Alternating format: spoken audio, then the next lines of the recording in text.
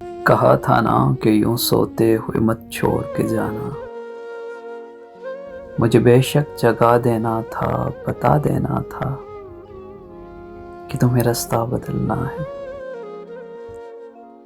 تمہیں رستہ بدلنا ہے، میری حد سے نکلنا ہے۔ تو تمہیں کس بات کا ڈر تھا کہ میں تمہیں جانے نہیں دیتا، یہ کہیں پہ قید کر لیتا۔ ارے پاگل، محبت کی طبیعت میں زبردستی نہیں ہوتی، جنہیں رستہ بدلنا ہو انہیں رستہ بدلنے سے، جنہیں حد سے نکلنا ہو انہیں حد سے نکلنے سے، نہ کوئی روک پایا ہے نہ کوئی روک پائے گا۔ تو تمہیں کس بات کا ڈر تھا؟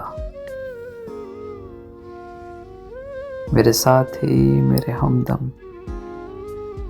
تیرے بعد میرے پاس سب کھونے کے لیے کچھ بھی نہیں باقی،